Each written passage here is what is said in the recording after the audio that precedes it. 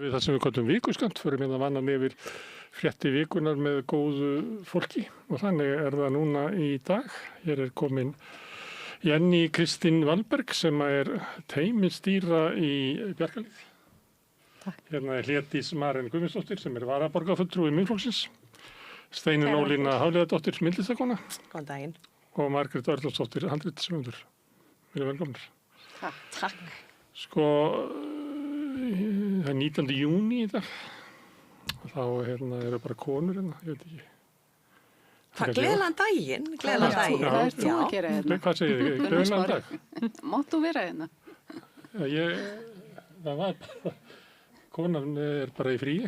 Já, það líka bara gott. Eins lengi og þú fagnar. Segir maður hérna til hamingju með daginn eða gleðilegan dag eða?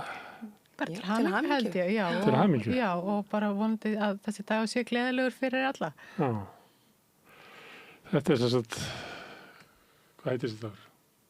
Kvenréttindadagurinn. Kvenréttindadagurinn. 19. júní, þá fengu konur kosningarétt eða samþykkt á þingi. Og reyndar fátækir kallar í leiðinni. Já, ég var hans að kynna með söguna varandi þetta og þetta kemur svolítið með samþykkt Dana konungs og það voru á árum þarna áður gerist þetta í hollum að sko fleiri en bara auðmenn eru að fá kosningarétt. Þannig að þetta gerist í nokkrum hollum og mér finnst það svo áhugavert vegna þess að við kannski veltum þessu lítið fyrir okkur en sko hvaðan þetta kemur og það svona svolítið kemur úr kristninni. Þetta þessi hugmyndum að allir séu jafnir fyrir Guði og líka kannski dæmisagan að nú á hættu að fara að gera mig eitthvað vola kristna hérna sko, sem ég reyndar ekki sérstaklega trúið en þetta á einhverju mjög kristna rætur og hvernig þetta kemur inn sko, mér finnst alveg stórmerkilegt hvernig þetta að þróast á Vesturlöndum á þessum tíma og kemur með templararhreyfingunni. Það engin tilviljun fyrir því áfengisbannið hafi verið sett á þarna. Það var bandalag bindindishreyfingarinnar og kvennarhreyfingarinnar að konur fengi kosningarétt til þess að vera hægt að kjósa með áfengisbanni. Eftir að fólk var að edrú. Íslendingu tókst að kjósa það áður. Það er mjög gott að fólk sé allskáð þegar það greiðir atkvæði. Við erum eina þjóðin sem að setti á áfengisbann áður en konur fengu kosningarétt. Þannig að íslenski kallar settu á sig áfengisbanni sjálfur. Fullir af einhverju sko. En það náttúrulega líka áhugavert vegna þess að íslenska konur hafa kannski verið svolítið einangraðar á þessari eyju og það var náttúrulega ansi slæmt þegar þær höfðu engan rétt og menn voru kannski að fá greitt fyrir gripi og annað og fóru á fyllerí og þeir kannski kláruðu bara sjóði heimilisins. Þannig að þetta kom nú ekki á góðu. Þannig það ýmislegt sem að konur hafa reynt hér á Íslandi. Við erum ekki svo nótt á eftir með kosningarétt kvenna með aðra. Nei, Danir fengu eftir okkur. Ég held að það er 54 í Sviss, 1970 í síðustu kanóninni. En það gerir okkur ekki að undan samt svo sem. Nei, en þetta fjallar líka bara, þetta stéttabarátta, það veist, kannski fyrst og fremst þetta að gerast, sko, það að breytast hugmyndin það hverjir eiga að hafa kosningarétt og hvaðan hann kemur, sko, eitthvað svona mannlegt gildi en ekki bara þeir sem áttu greiddu skatta, voru eignamenn, þannig að þú veist þetta, sko, réttindabarátta kvenna og stéttabaráttan, það ekki að sko rjúfa það í sundur. Það verður ekki orðið þannig aftur að það ríkir menn í Bandaríkjunum sem að stjórna stjórnmálunum þar. Ég meina ólígarkjur verða víða til sko og ekki síður í sósíalískum samfélagum en ég held við verum bara alltaf að þú veist, veita valdinu viðnám það sem við getum og berjast fyrir borgaralegum réttindum, mannlegri reisn. Og gagnrýna hugmyndir og veltaði fyrir okkur og veltaði fyrir okkur hver skapaði þær, fyrir hvaða þægindi og hvaða óþægindum þau valda. Já, og allir sem komast til einhverja valda eða áhrifa eru þessum komnir að strúktúra hlutina eftir sínu höfði, sama hvaða hópar það eru. En það eru svona ákveðnir hópar sem bera það valda jafnaði. Þetta meina þetta með kristina, því að í kristinni kemur líka í kirkjunni sko bara stjórnlaus hierarkía. Lengst af Pávinn bara efst uppi og hann óslíkur. Hver skapaði helvítið? Og helvítið, meðum ekki gleyma því. Já, en þetta eru svona mannlegar hugmyndir. Ég held að sko, pólitísk hugmyndafræði sem að er viðskila við sko, svona mannlegt eðli getur aldrei náð sínu ætlunarverki, yfirlýstu ætlunarverki, en ég held að sko, það sem er merkilegt við kristintrú bara eins og boðskapur Jesú þú veist, þessa svona mannlega reisn og að við séum öll jafn fyrir Guði og svo er svo áhugavert fyrst mér, sko dæmisagan fátæku konuna sem að gaf sko hlutfallslega meir, ég ætla ekki að fara bara svona eftir besta minni, en hún sko var, hún myndi komast fyrir til himna heldur en mennirnir sem gáfu meira en hlutfallslega minna af sínum auði. Þú veist, þetta er eitthvað sem hefur líka sko með það að gera þegar við erum að ákveða að manneskjan hafi jafnan kosningarétt óháð. Er konan gráðug í sögunni? Nei, hún er að gefa hlutfallslega meira, hún er fátæk og hún gefur meira heldur en hinir. Komst hún á undan eða var það leksi að hún héldi svo? Þetta er bara dæmisaga Jesú sem segir að hún muni komast fyrir til himna heldur en hinir. Samt ekki gleyma því að það eru í mörgum fleiri trúarbröðum er bara þessi sömu gildi, sko, eiginlega flestum. Þau ganga akkurat út á þetta, þennan jöfnuð og akkurat þessar dæmisögur eru bara gegnumgangandi í goðsögum og trúarritum heimsins. Þannig að hérna... Það klæði sig allir eins í moskunni.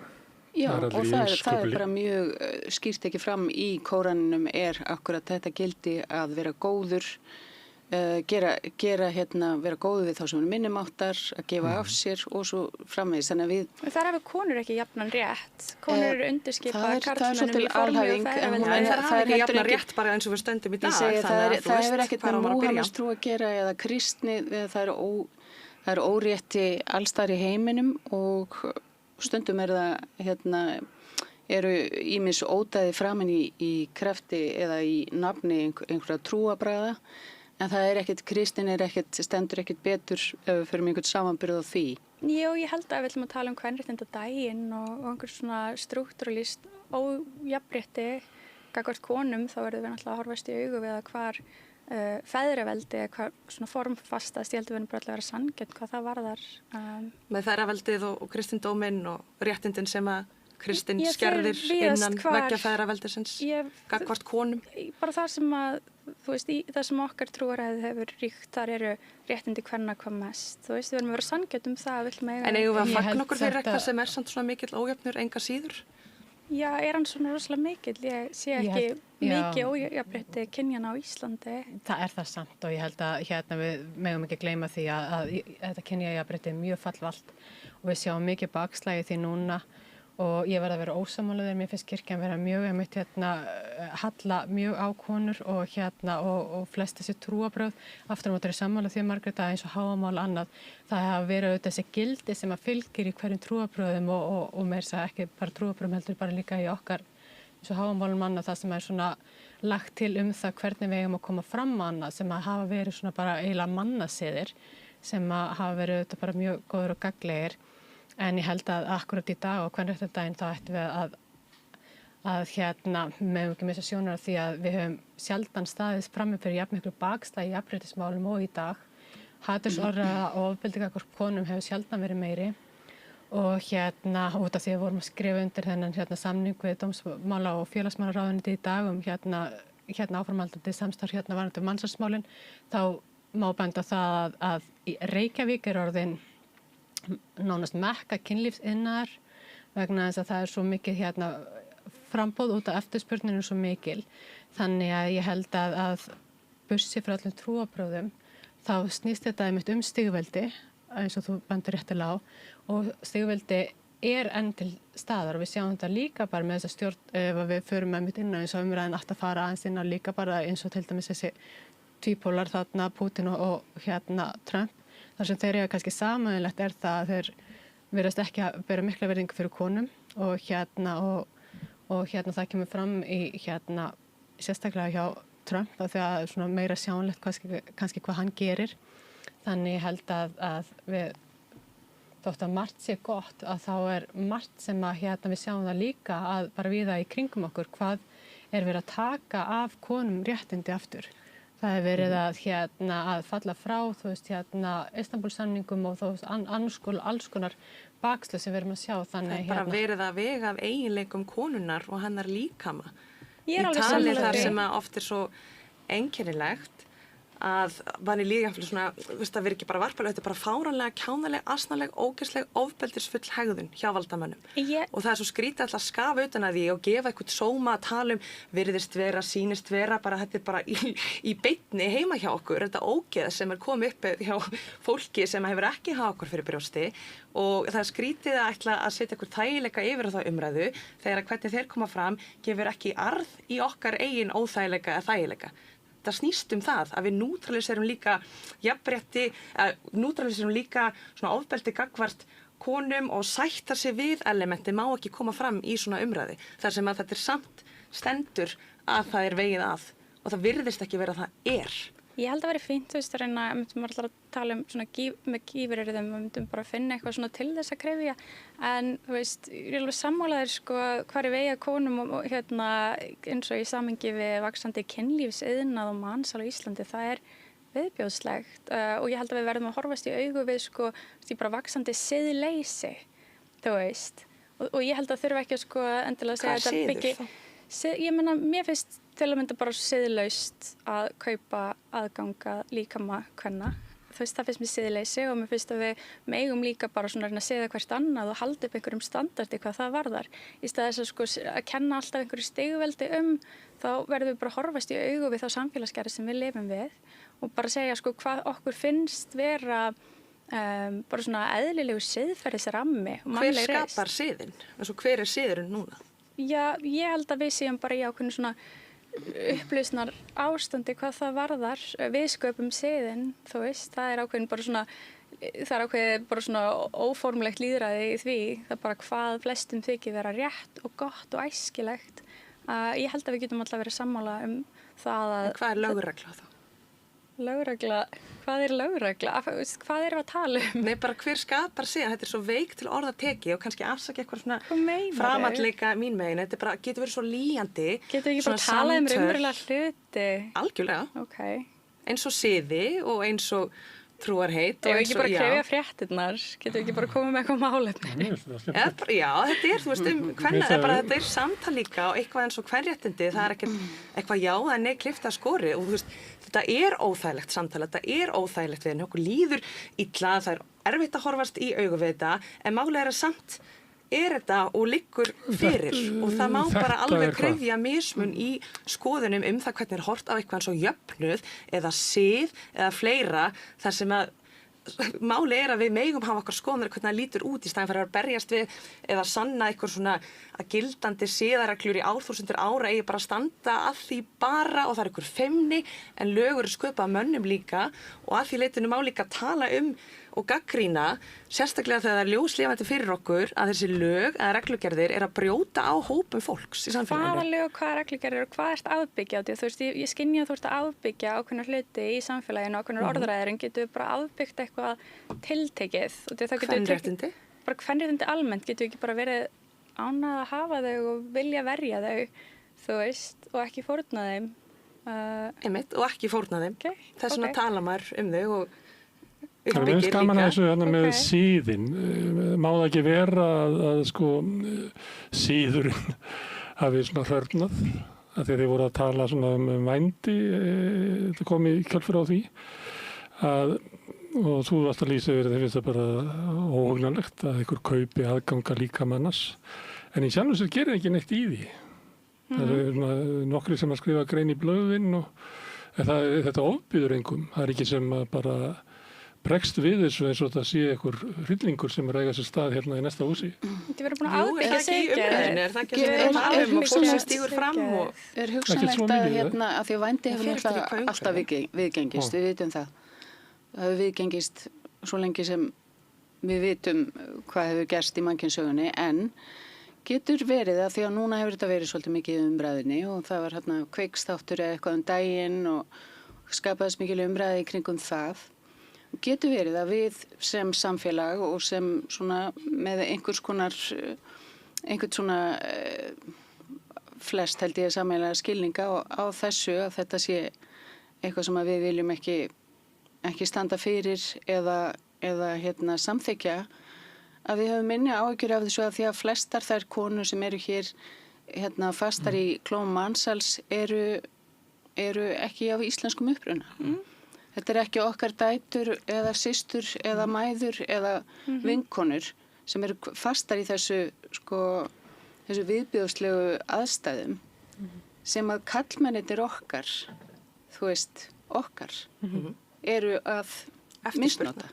Já, og karlmenn af alls konar uppruna túrismin líka. Einhver svona, bara, einhver svona möguleiki á því að bara einhvern veginn að fjarlæga sig að vissu leyti, að þetta er einhvern veginn, þetta verður of framandi. Þetta er mjög framandi en líka þegar við erum með offrambóð af karlmennu sem gangi ekki út og við erum farin að... Gangi ekki út? Já, ég meina bara við erum með offrambóð af körlum sem að finna sér ekki konu í bara gagnkvæmu sambandi. Nú spyr ég bara hvað er þú að tala? Það er ekki svo mikill munur á fjölda. En hvað það með konur sem ganga ekki út? Ég fæ að klára punktið minn. Í þeim samfélagum þar sem að þú ert með mjög marga karlmenn sem að vilja kynlíf en af einhverjum ástæðum eru ekki í svona nánu skuldbundnu sambandi hvort sem að það sé að þeirra vilja eða ekki, þú veist, og á sama tíma við erum búin að einhvern veginn svona losum að hvern höftum, hvernig við hugsum kynlíf og manns líkamann, kvenlíkamann sem einhverju svona neysluvöru, markaðsvöru. Við höfum náttúrulega bara séð alveg gríðarlegar herferðir nánast bara í fjölmiðlum eins og kringum OnlyFans. Þú veist, það sem að það var bara verið að veita því upphæð, þetta væri bara kvenfrelsi að selja líkamann sinn. Þú veist, við sáum þetta dynja allstar hverjum einsta degi, sérstaklega í DFF, bara víðar, að við erum einhvern veginn búin að normalisera kvenlíkamann sem svona markaðs neysluvöru og við erum með bara ofgnútt af klámi og við erum með karlmenn sem af einhverjum ástæðum, þú veist, þeir hafa sína náttúru en ekki að fá þessu fróað einhver sambandi við mannesku. Þetta er svona einsel kalla sem að lokast inn í unglingaherberginu og komast ekki út af félagslegri vanhæfni. En er það hverjum að kenna að menn fá það ekki? Hverjum er það að kenna af hverju að hugsa konur og karla sem svo mikla andstæðinga? Mér finnst þetta svo óuppbyggilegt. Kannski út af því ofbeldi sem konur að verða fyrir af hendi kalla, að ég held að það sé kannski mörgum málsins og og bara rannsóknir sýna það að meirihluti karlmennir sem er að kaupa vændi eru ekki jaðarsetti karlmenn endilega, en fyrir utan það að það eiga ekki vera til einhver stétt kvenna sem eiga að þrífa upp eftir þú veist, alla hina. Ég er sammála því. Það sé einhverja konur sem og ég held að vandamáli sé svolítið þannig, eins og Margrét kemur inn á, að þessi öðrun sem verður af konum erlendum uppruna, og nú ætla ég líka bara að tala um það er mikið af íslensku konum líka í vændi. Konur sem eru fátækar, konur sem eru fatlaðar og konur sem búa við alls konar áskoranir sem að hafa þurft að framfleyta sér á þennan hátt. En það sem að er rangt við þetta er það að hafa verið til konur í viðkvæmri stöðu alltaf. Það hafa verið til fátækakonur, það hafa verið til konur sem eru einstæðar mæður og konur sem eru útskúfaðar úr samfélagunum á einhverjum orsökum sem hafa þurft að vinna sér, þú veist, fara bara með þessum hætti og það hefur alltaf verið til menn sem eru tilbúinir að misnota sér þessa viðkvæmri stöðu. Núna erum við upplýstu samfélagi, þar sem við erum að tala um ofbeldi, við erum að tala um mismunna kynjunum, ég held að við sjáum ekki mikla kröfu frá einhleypum konum það sé mikið framboð á karlmennu sem hægt er að kaupa vegna þess að konur hafa svo sannarlega líka náttúru og vilja að eiga, þú veist, fá henni einhvern veginn. Vilja konur skyndi kynni með karlmönnum almennt sem þið þekki ekki? Hvað ætlum við að, en líka það ekki hægt að tala um andstæðu karla og kvenna ef að það gleymist að gera konuna það að einstaklingi, eða virða þá einstaklingsbundina rétt hópa, kona og kynsegin í samanburði umræðan karla sem einhverja andstæður þeirra ójafnlega ríkir enna við. Ég sammála að það gildi líka um karla. Veist, já, ég það er það sem ég nefndi í þessu, en það er ekki hægt að skapa meira vald í samfélaginu. Og ef það er 100% vald sem er misskipta milli umræðu, að milli hópa og hvernig farið að jóhanbreytti, þá er aldrei hægt að skapa meira vald til þess að bæta ofan á og gera heilt, heldur þarf að sýna að eitthvað þarf að taka tilbaka í einhverju sem að líka oft nú er bara hvernig karlmenn horfa konur til þjónusta, hvernig það eru herferðir allan heim að skerða réttindi konunar varðandi sinn eigin líkama og fleira sem að fer og helst í hendur við þessa umræðu sömuleiðis. Þetta allt lagarskipt og bundið einhverju miklu stærra heldur en bara já eða nei. Svo finnst mér líka svolítið varhugavert að ætla karlmennum það að þeir hafa ekki stjórnað hvötum og hvar endur við þá? Þeir hafa það nú flestir, enda eru flestir karlmenn ekki ofbeldismenn þó að flestir ofbeldismenn séu karlar. Jenny, ertu að segja að öfugt það sem að sko, eins og Hlédís að vera að draga upp að það væri einhver hópur karla sem væri hvað sem sveltur kynferðislega, þá var þú að segja að þeir sem eru kaupendur vændis til dæmis eru alls ekki slíki kallar, ekki einangraðir kallar félagslega, eru ekki kallar í einhverjum vinnubúðum þar sem eru fáar konur, heldur eru það bara venjulegi kall með bara fjölskyldufjörulegin til og frá vinnu. Þannig það ekki leið til þess að vinna á móti ofbeldi á konum að reyna einhvern veginn að lækna þess að kalla þarna. En það líka það að af hverju ætti að fórna einhverjum þjóðfélagshóp fyrir einhverja hvatir sem kallmenn geti ekki haft stjórna. Það er svo... Þetta orðalag mjög ekki. Það er bara ekki... Konur eru dregnar til kallana. Heldur eru þið einhvern veginn fundin einhver leið til þess að þeir myndu fitta betur inn í samfélagi. Þetta fjallar ekkert af hverju tölum við alltaf að stýra manneskjunu svona svo mikið. Þú veist, það eru bara hlutir sem að gerast í samfélaginu sem að bara breyta því hvernig fólk er að hegða sér að ýmsum toga. Það máli benda á það án þess að vera einhvern veginn gerður sekur að segja, sko, þú veist, í raun og veru já, þess að við eigum að bjarga þessum karlum, þetta er bara þetta er svona social engineering öldin sem við lifum á, en þú veist, ok, burt sér frá því En ég skil ekki alveg, ertu að tala svona incel karla sem eru einangraðir eða ertu að tala að hér sé of mikið af innflytjendum sem eru karlar sem hlutar af konum Mér er svo eitthvað þannig mitt á milli sko. Karlmenn fyrir það bara að fá það Það fyrir bara til þess að við getum svarað Nei, ég er ekki að segja sko, þú veist, ég er ekki að taka eitthvað svona sérstakann málstað það sem ég er meira að segja er sko að við erum einhvern veginn að vitna þá tilhneigingu að sko neyslu markaðsvöru væða kvenlíkamann á sama tíma og við erum sko einhvern veginn hægt að draga okkur saman og þú ert bara með karlmenn sem að þú ert með samfélag sem að verðist einhvern veginn bara eiginlega bara gúttera þetta þú veist og ég er ekki fylgjandi því ég vil ekki við gútterum þetta, ég vil ekki við sem einhverja undirstjætt einhverja ósnertanlegra kvenna sem er að þjóna fýsnum karla, alls ekki ég bara sé við sem voru svolítið svona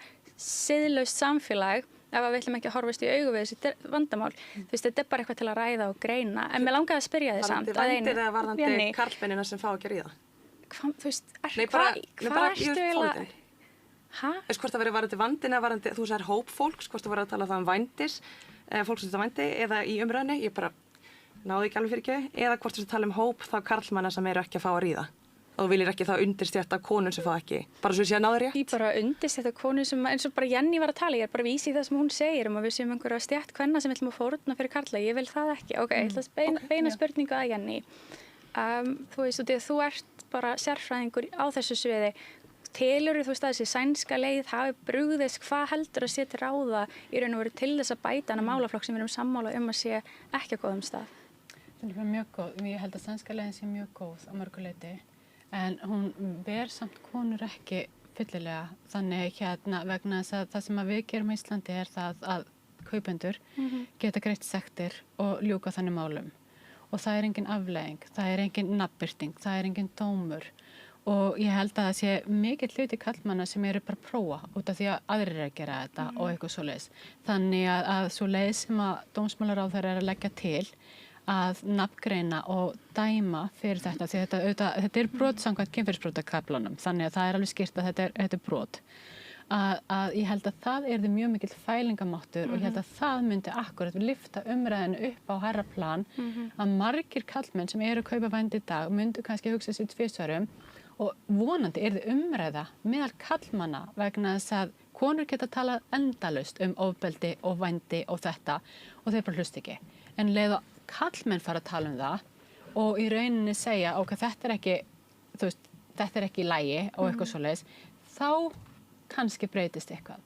Þannig ég held að sænska leiðin að gera þetta refsilaust fyrir seljandann sé mjög mikilvægt til þess að konur þori þó að stíga fram þegar í það fáu skipti sem þær gera og yfirleitt ef það hefur orðið mikið ofbeldi að þær eru þá varðar af því að þær eru ekki, þú veist, gerða refsi, að þú veist, þeim er ekki refsað. Það er ekki að beina sök og sjálfa sig. En telur einmitt, þú veist, þessu áhugaverk, sko, þegar maður hugsar þú veist, allt þetta mannanna verk, þessi rammar og sko ekkert svo með öllu gott að ekki fylgja eitthvað slæmt, það eru alltaf svona kostur og afkostir og við tölum okkur inn á svona skástu leiðina, þú veist, á ákveðnum forsendum, en svo veltum maður fyrir sér einmitt, sko, þegar við erum að sjá, þú veist, það er svolítið fyrirsjáanlegt að mansal fari, sko kynferðismansal, ef við bara aðgreinum það, fari vaxandi í kerfi þar sem að það er, þú veist, refsilegst þarna, þú veist, heldur við þurfum að taka meira á þriðja aðilanum, þú veist, við vitum að það eru margar erlendar konur bara fluttar til landsins í þeim, sko, í því skyni að vera seldar svona,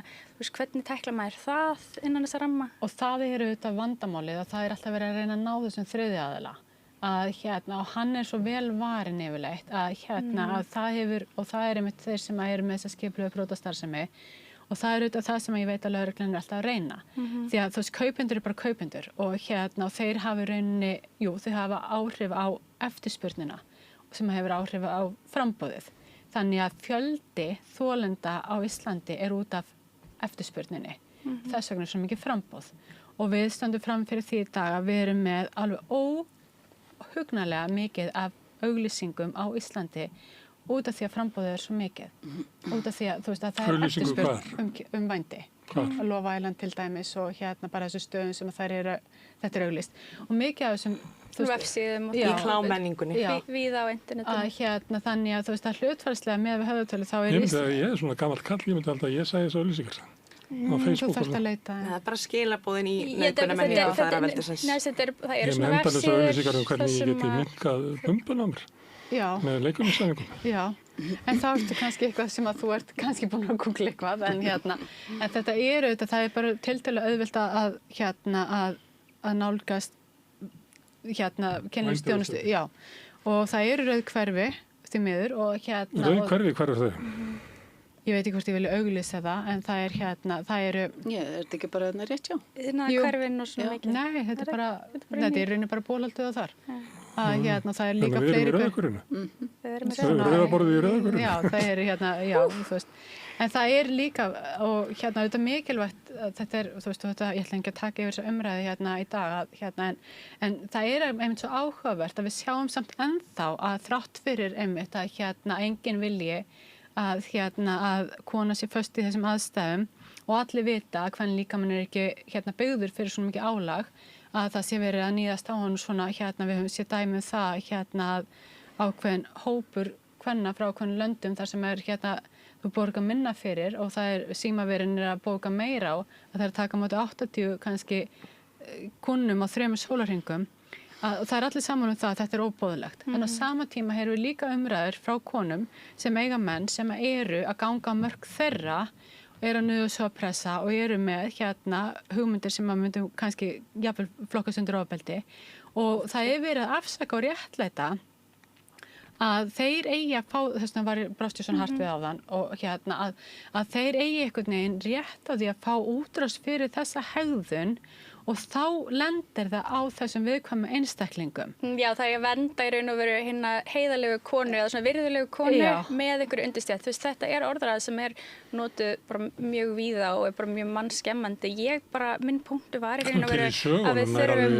Út í miðaldir, þessi hugmynd, sko. Já, og bara, þú veist, algjörlega og við sjáum þetta allstaðar í heiminum og í gegnum söguna. Það sem að þú veist, þetta er ekki eitthvað sem ég er að verja. Ég held að við þurfum að ráðast í rót vandans. Við erum siðmenntuð. Hún er, sko, ég held að... Eftirspurnin.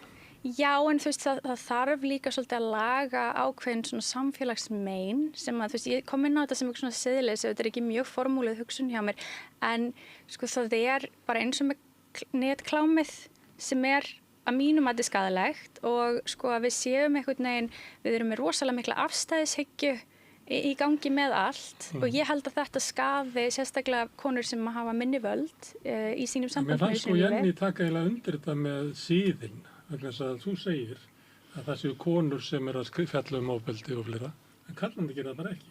Og þar af leiðandi eru kallarnir með þöggsemi að samþykkja þessa hegðun. Og þar af leiðandi er það síður eins og þú ert að tala um. Og þess vegna komstu ekkert áfram. Já, það sé þess að skortur á siði meðal karla. Já, og að feðraveldi viðheldur ofbeldi. Eða hugmyndir það að mér beri sem kalla haldi upp í siði meðal karla.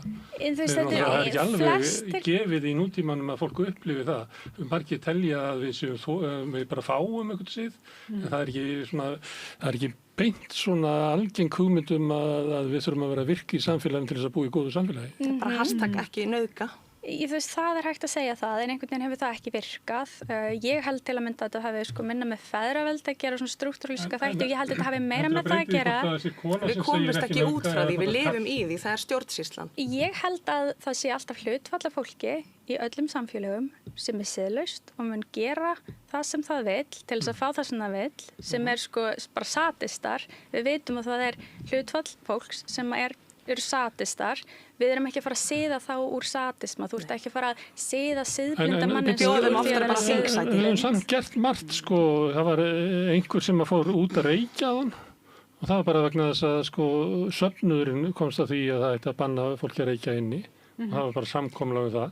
Það var enginn sem sagði, nei, sumir, veistu það, Jói frændi að reykja svo mikið, það er alls ekki hægt að láta hann.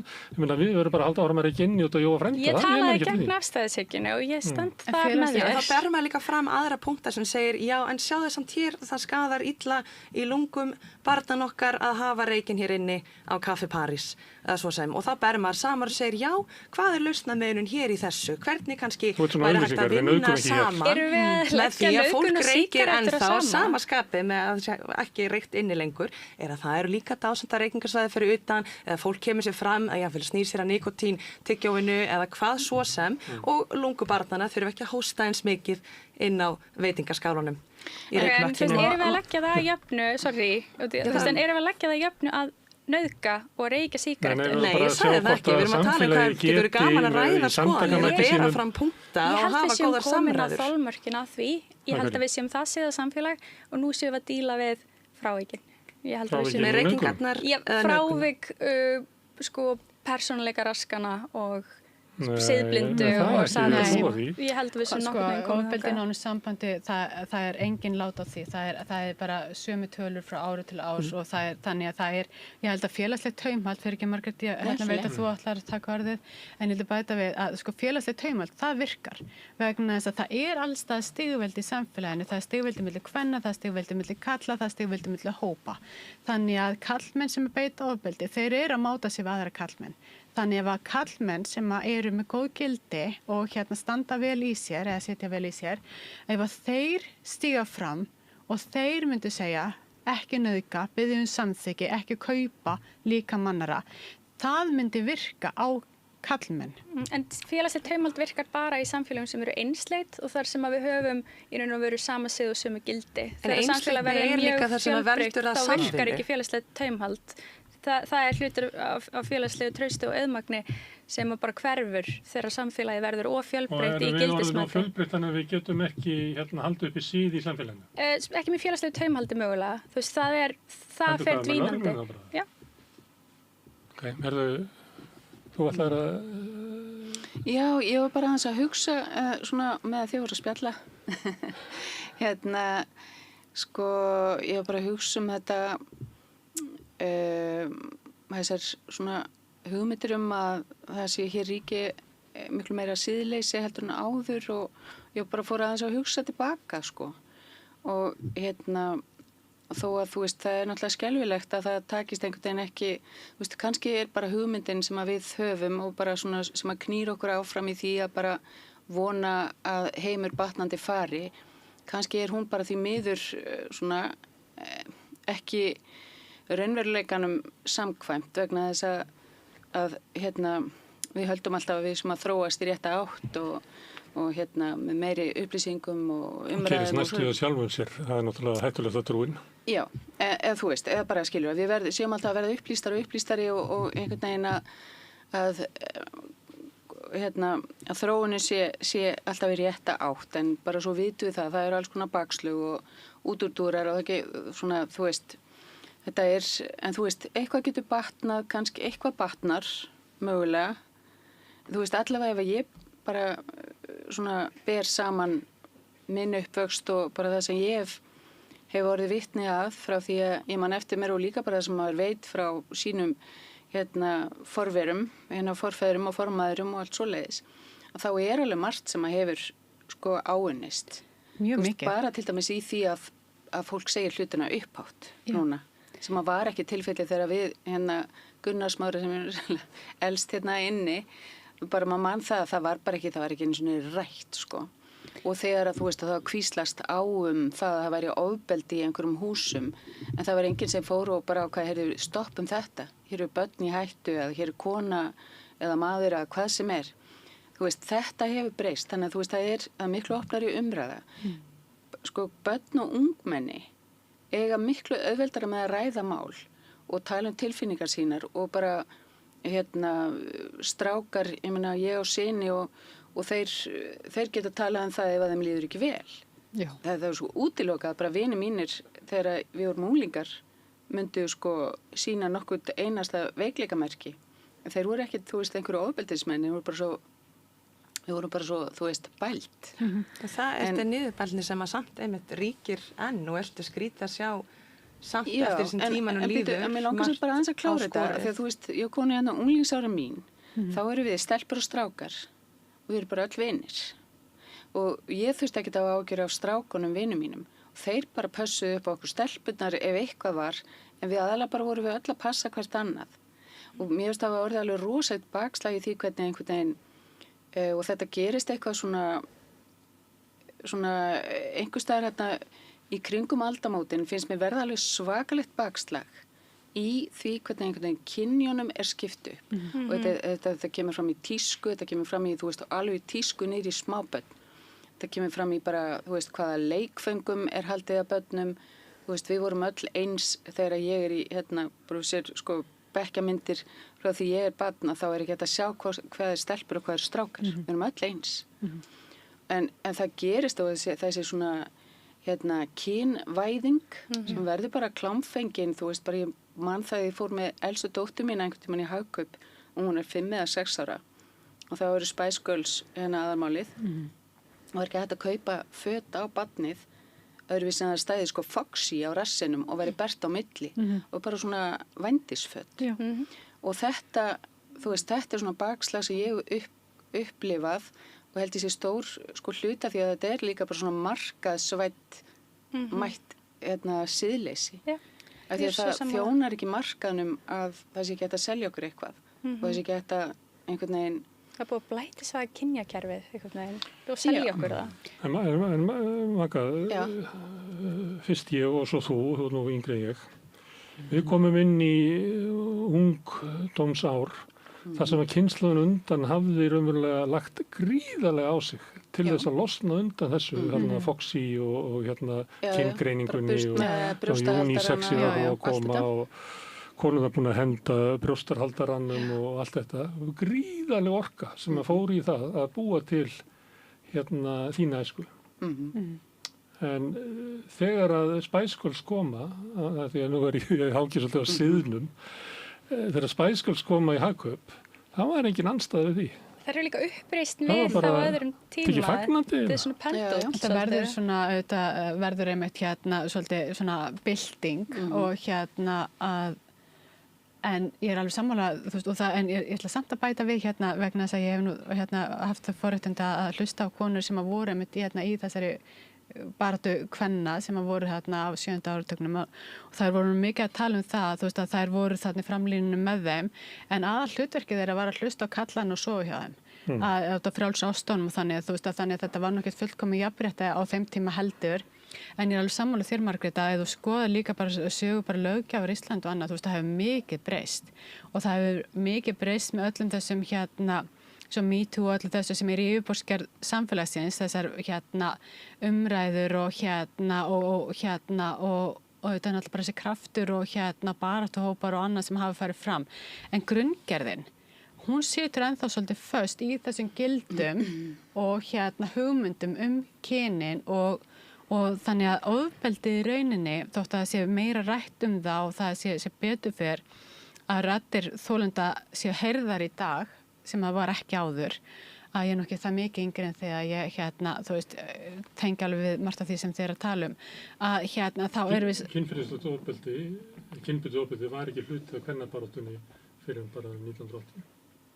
Nei, nákvæmlega vegna þess að það var náttúrulega svo margt annað líka eins og bara auðvitað náttúrulega bara, þú veist, leikskólamál og annað eða dagvistum barna sem þannig að konur kæmist fyrir að fyrsta út af heimilunum og út af vinnumarkaðin, þú veist, þetta er auðvitað með allar baráttur að þú byrjar á því sem er nauðsynlegast og svo ferðu lengra og lengra inn í þetta og verður sér betur við komin á þessu kynbundna ofbeldi og það er búið að vera náttúrulega fókusinn þar mjög lengi en áhyggjuefni mitt er það þú veist að þrátt fyrir að yfirborðsgerð samfélagsins breytist og það eru umræður og það eru við erum að hlusta meira það nær það ekki til þeirra sem að þurfa að taka til sín sem eru í grunngerðinni það er einmitt þessi gildi og siðir og hugmyndir kynin sem að eru ennþá svolítið föst sem verður þess valdandi að við erum ennþá að glíma við þetta kynbundna ofbeldi að konur verða frekar fyrir ofbeldi vegna þess að þær eru konur og að kallar eru að beita þessu ofbeldi frekar í meira magni heldur konur þótt að, þú veist, að því sögðu að, þú veist, að það geta allir orðið fyrir ofbeldi, það geta allir beitt ofbeldi. Það er líka bara þegar kynbundið ofbeldi hefur áhrif á öll kyn.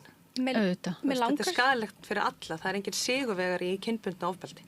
Mér langar svolítið að taka þennan punkt og snúrum aðeins við og bara hvort við getum leyft okkur að greina það og þú veist að það er smá verkefni en sko hvað spurningin er af hverju beitum við ekki meira ofbeldi þú veist og því að manneskjan þegar þú horft á David Attenborough þú veist þætti, svo náttúrulífsþætti þar sem að maður furðar sig á því hvað maður er úr tengsli með að hvað bara dýraríki er ofbeldisfullt. Ég meina að hrósa fólki fyrir að býta ekki nágranna sinn. Nei, en býta eins. Nú þróist við öll úr því sama. Mér finnst manneskjan mjög áhugaverð fyrir þær sækir að við höfum til að mynda búið til kynjakerfi þar sem að við erum með bleikan og bláan og þetta er allt breytingum undir orpið. Bleiku var eins og strákalitur. En við erum með eitthvað svona blætisvætt kynjakerfi sem að við byrtum í einhverjum klæðaburði og við seljum þetta og við seljum hitt og þetta er mannanna verk, við erum apar í fötum og mér finnst alveg pínulítið áhugavert að velta fyrir okkur siðmenningar elementinu.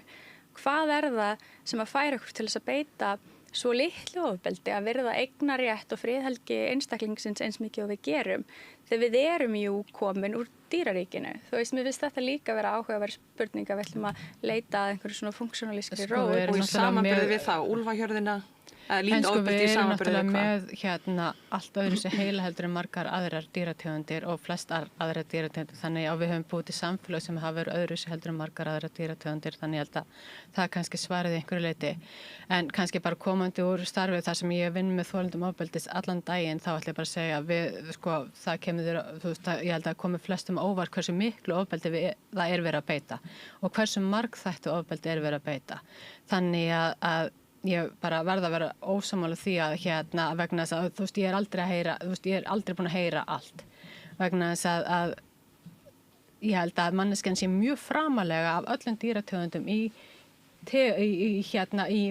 frumleika í því hvernig hann getur fjölbreytileika beitt aðra hvað hann getur niðurlagt og beitt gríðarlega miklu ofbeldi þannig ég held að ég ætla að segja að manneskjan er grimmasta skepna sem ég hef það er svo peningur sem fer í að senda sprengjur til að myrða börn í öðrum heimsálfum minn punktur var ekki beint það er ekki sko í mælikvarða sem að hver og einn getur gert heldur bara sko hversu útbreitt það er út af því að við þó vitum að þú veist flestir eru samt ekki að beita öllu þessu ofbeldi. Það er ekki þannig að það sé bara allstaðar alltaf. Það er Ég held að tölur séu sko ég held að sko fjórða hver kona verður fyrir ofbeldi og ég held að við tölum ofbeldi innan sambandi þá ég held að síðustu opinberu tölur sé að það sé 1 af hverjum 6 og það er gríðarlega há tala. Svo náttúrulega bara er sko spurning hvernig þú skilgreinir ofbeldi. Já. Það er náttúrulega meira heldur en bara kynbundið ofbeldi eða líkamlegt ofbeldi. Þetta eru skali.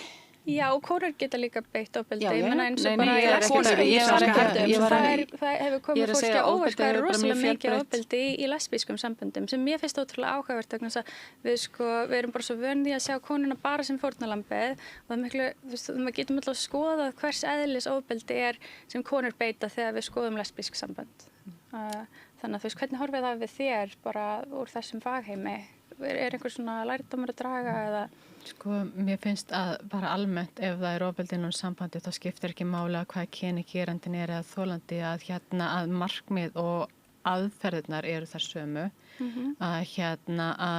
að vegna þess að markmið gerandans er alltaf það sama þannig að það er alveg sama að hvað kynan er. En af hverju tölur það kynbundið ofbeldi? Út af því að konur verða miklu fleiri að sko, tölur ofbeldi innan sambandi er yfirleitt þannig að 85% þeirra sem leita til okkar og þetta er bara sambarlegt út allan heim eru konur sem verða fyrir ofbeldi hendi karla.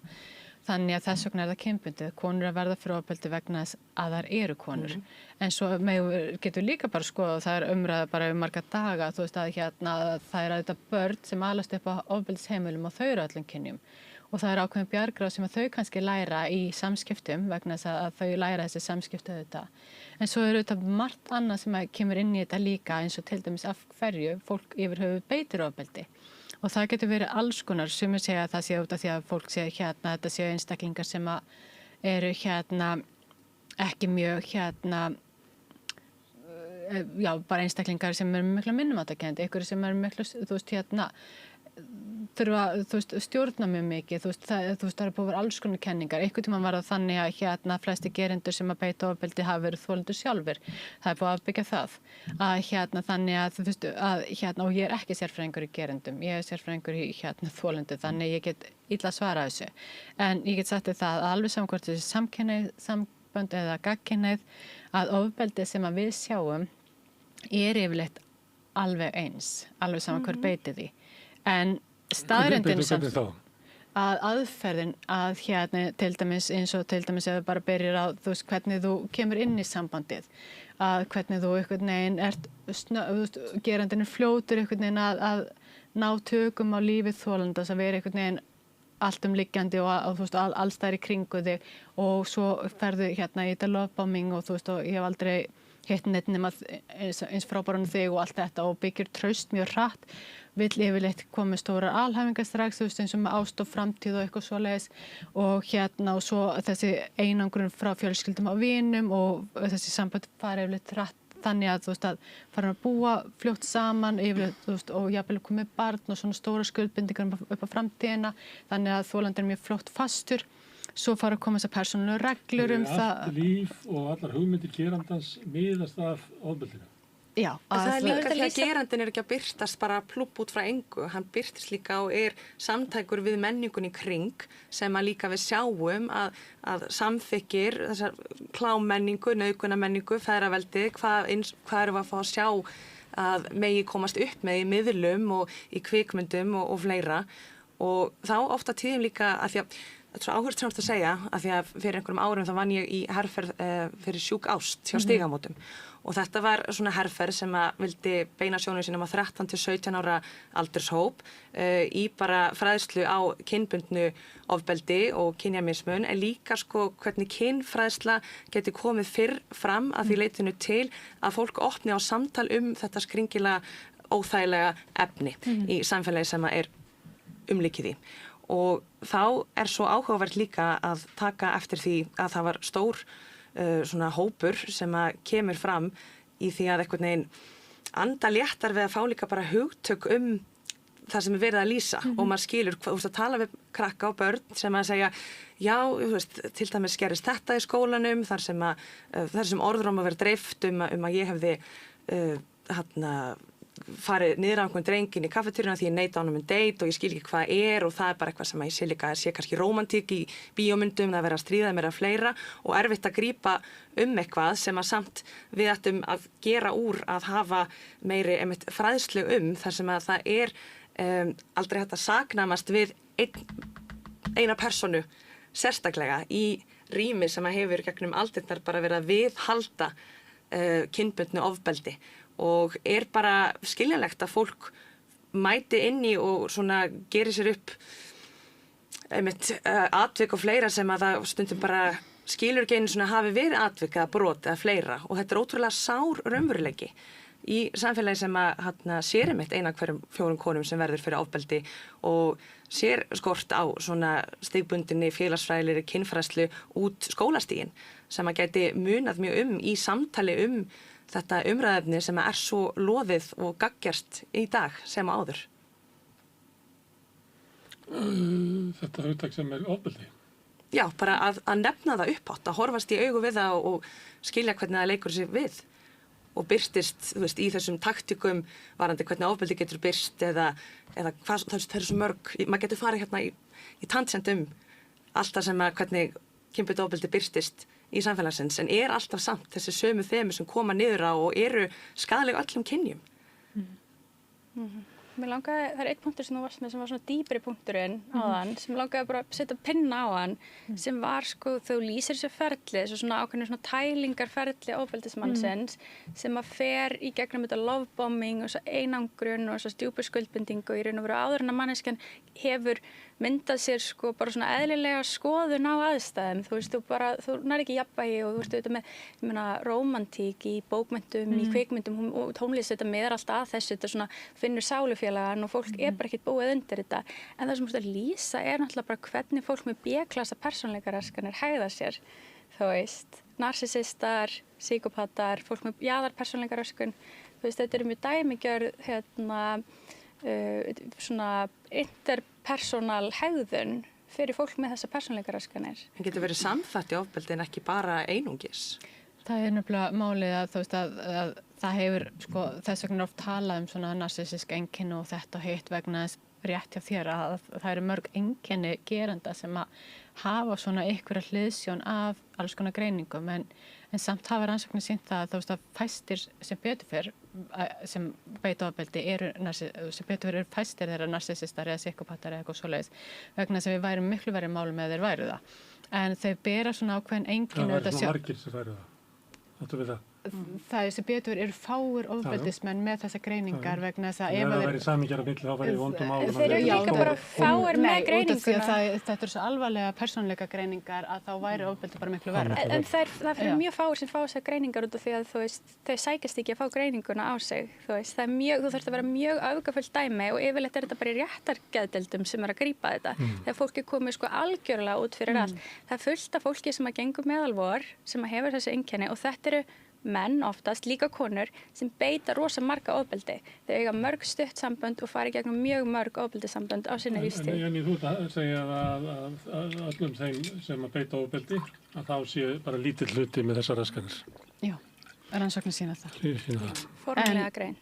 En sem betur fyrir vegna þess að segja þetta ég veit ekki alveg það bara bara byggja rannsókn á því að þetta sé bara mjög lágt hlutfall á mannkyninu sem að sé með akkurat þessa klínísku greiningu. Það er bara ekki vita ná mikið það, vegna þess að það eru svo margir sem að fungera. Það til við vitum meira, við getum ekki fara með fleipur. Það er bara bókstaflega þannig að sko, flestar svona greiningar eru vegna þess að fólki sjálfi líður svo illa og það sækir sér aðstoð. Við vitum til að mynda að þú ert með geðhvarfasýki eða þú ert með þunglindum kvíða. Þú veist, við vitum meira þá að fólk fer og leita sér aðstoðar. Fólk fer ekki til geðlæknis til að segja, herri, ég er narsisist en hann er að gefa mig stimpi. En Hlédís, mér finnst þú fara, þú byrjar að það verið slæmu síður, svo ertu búin að vera svolítið með þetta sé eðli skepnunar, svo ertu með að þetta sé frávik ofbeldismannsins. Og svo ertu eitthvað í sambandi við menninguna hjá köllunum. Mér finnst þú tína til eiginlega alls konar ástæða sem getur legið á bakvið þetta, annað en svona það sem að feministar vilja halda fram. Sko, ég held að þetta sé alltaf samtíningur. Þetta er aldrei ein skýring sem skýrir allt. Það er sem að ég vil ekki forðast. En við verðum samt að geta rætt þetta þannig að sé ykkur árangur að því. Ég er sammála. Ég held að þetta sé ekki fyrst og fremst feðraveldi vegna þess að við búum ekki við feðraveldi struktúralíst. Mér finnst við aldrei komast neitt. Við gerum það. Það er bara ekki mín upplifun. Það er mín persónulega upplifun er ekki að ég búi í feðraveldi á Íslandi. Ég tel að við séum ekkert að komast áleiðis með þessi stóru vandamál ef við ætlum alltaf að skella skuldina okkur svona sem í mínum huga er ímyndað feðraveldi. En hver ríkir í þessu veldi? Bara fólki sem sækir sér völd.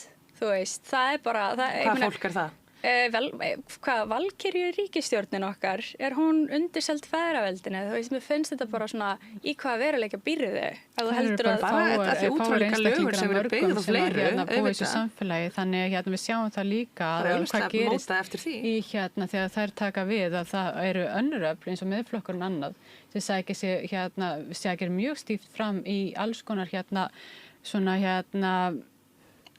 já, svona eðlishyggju hugmyndum kyn og annað sem að vera mjög áberandi á sama tíma, þannig það eru bakslög. Eðlishyggju, nei, ég held að Miðflokkurinn hafi reyndar hafnað mörgum eðlishyggju hugmyndum En maður getur ekki kyn. fagnað 3 valkyrjum í stjórn ef það tala að senda börn í fangabúður.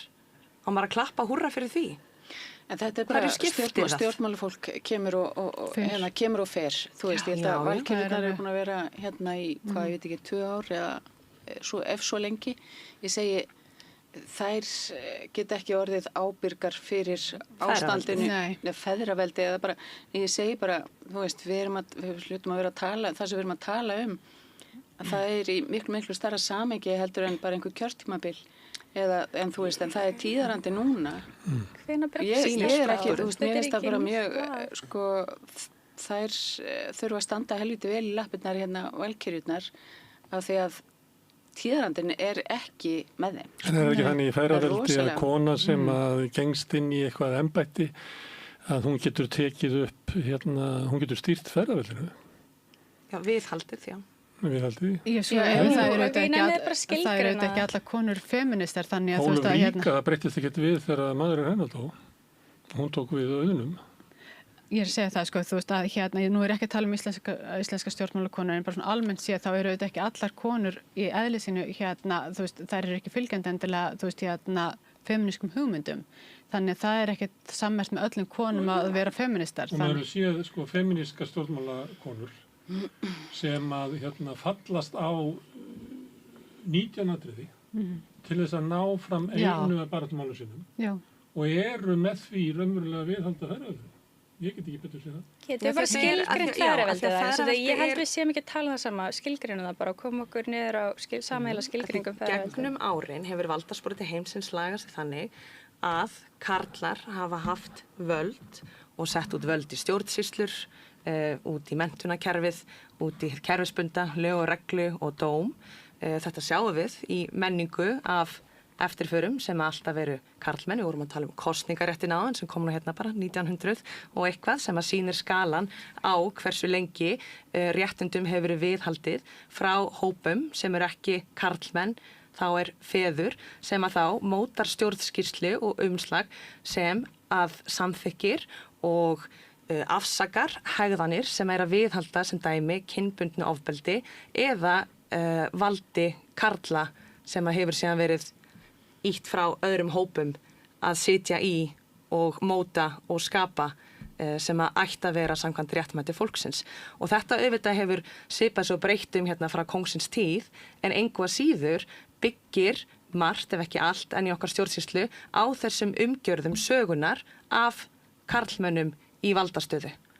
Og það hefur skakað líka lög sem að sýna til dæmis aðhald á eignarrétti kvenna á sínum líkama eða annars konar ofbeldi og ógeð sem að viðgengst í heiminum þá sem og í dag og eitthvað sem ekki hægt að standa út fyrir þótt að maður skilji og hafi skoðanir og geti bara haft mismunandi upplifanir í kringum það, þá engar síður samt þetta það sem referensið og mótunin enn við bæ og þá aftur að segja sömulegis sem manngerð og hægt og margt gott gert mannana verk í því að breyta þessu en engu að síður innan marka feðraveldisins enn í dag og það sýnir sig í mörgum öngum. Og hvað þarf að gerast til þess að afnema gleyma peningavaldinu sem að kannski bara stýrir öllu þessu? En mér langar bara aðra við fyrir maður feðraveldinu. Og sérstaklega stjórnmálum. Getur við bara sagt þá hvað þarf að gerast til þess að við hættum að búa við feðraveldi? Til dæmis fagna fjölbreytileika. Ok, en hvernig getur þú afnumið allan hennar kerfislega grunn sem þú segir að þó að breytist hverjir eru við völd, þú veist, formleg völd í samfélaginu. Hvað þarf að gerast til þess að þú hættir að skilgreina sem feðraveldi? Tekur upp nýjan síð. Já, gefa samfélpa aðgengi. Já. Ok, hvað getur það mest bara dæmi um það mátti til dæmis bara viðurkenna eignarrétt þjóðarinnar á auðlindum sínum, raunverulega, sem ekki til staðar eins og Verður það ekki ef við seljum það til Brussel? Akkur ekki. Já, eðli málsins samkvæmt. Nei, það bara ekkert eðli málsins samkvæmt. Okay. Bara alls ekki. Nei. Ég held að við séum komað næsta umræðefni. Ok, já. Já. Það Evrópu umræða. Það eitthvað skrítið við þessa Evrópu umræða. Já, rosalega. Mér finnst það, hún svo, við vorum náttúrulega að koma út umræðu sem svolítið heit feðraveldi og svona, maður getur alveg séð að það sprengja upp svona borð á múlakaffi með því að segja feðraveldið. En ég held að segja þetta bara að sprengja næstu öll borð upp bara með að segja ESB, sko. En það ekki akkurat það sem gaman, að tala saman og kynnast fólkinu og sjá það hvað liggur líka bakvið eitthvað sem maður myndi halda að allir hefðu að jafnaði markmið að skapa velíðan fyrir fólk. Og þegar kemur því að segja eitthvað orðin svo velíðan, þá á samanskapi þýðir það eitthvað mismunandi fyrir okkur allar, en þá líka þarf að geta rætt það og fært þá kannski bara rök fyrir því hvernig það birtist að kemur fram, af því að í grunninn það málið. En þessi ESB-umræði, mér finnst hún sko draga fram eiginlega það leiðilegasta í íslenskri þjóðarsál, sem svona bara þessi glataða umræðu hefð, sem svona engin hlustun, fólk búið að býta sig í einhverja skoðun, þú veist, fara flikka sér. Sem ef þú ert búin að móta það skoðun, haltu þið svolítið til hljés í umræðinni. Nákvæmlega, það líka eitt bara, mér langaði að byrja akkurat í sammála vegna þess að það sem ég á erfiðast með núna bara að opna Facebook og sjá sko nei í hástöfum og já í hástöfum, svo fólk með einhverja fánamyndir af sér og ég bara, þetta bara svona eins og sko, ég fæ bara ónæmisviðbrögð strax, af því þegar ég fer inn í kjörklefan alltaf, að það veri, þú veist, mér finnst það eiginlega bara fallegasta við lýðræðið. Og þú veist, því ég fer yfirleitt sko, ég algjört pólitískt viðriðni. Ég hef kosið alls konar og ég veit yfirleitt ekkert hvað ég að fara að kjósa þegar ég lapp inn í kjörklefan. En mómentið þegar ég komin inn í kjörklefan eitthvað svona frábær upplifun. Af því þetta maður einn með sjálfum sér og samvisku sinni, maður talar ekki við neitt og maður bara hvíslar ekki einu sinni atkvæðinu sínu. Og þú veist, það akkurat það sem ég ætla að gera í þessu máli. Bara, sko, ég setja ekki einn punkt þetta á Facebook. Mér finnst það erfitt að fatta einu svona hvað nei að já eða þýðarstundum í þessari umræðu. Mér finnst það oft koma eins og nei sé eitthvað, nei gegn ESB farin í svona þjóðar svona stolts umræðan og já, veist, og ég svona veit ekki alveg, að ég persónulega veit ekkert hvar ég endilega standa í þessu, en ég stundum svo áhugavert að því að þá fyrir maður að spyrja sig með það með sér svona marga Facebook-posta og svoleiðis að fólk að tala verndun og Íslands eða hvernig sem umræður leiða og þá fannst mér alltaf vanta, þú veist, samtalið samt þú veist, hvað það verið að vernda, erum við að tala og byggja upp okkar eigin líka svona kerfisgrindir í því sem að þá þjóðin, að þeim finnst það oft vera svona sitt eigið feimnismál, maður sem að veit ekki hvað maður að verja sig frá varandi inngöngu í ESB og stundum svo einkennilegt í líka sérstaklega eins og með uppkomið miðflokksins og fleira þar sem umræður fara svo mikið á stjá Íslands þjóðarstolt að það alltaf svo einhvern veginn svona mikil þögn varandi kannski hvað fólk einu svona túlka að það sé,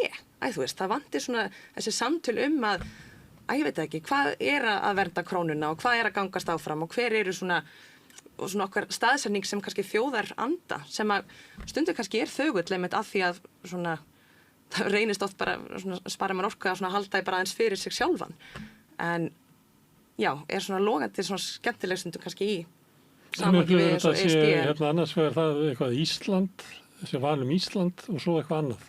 Já, bara svona hvernig, þú veist, maður að grípa umræðina sjálfur. Já, allir séu þar, sko. Ég aldrei telja að Ísland sé bara, muni aldrei rísa herra heldur en í Evrópusambandinu.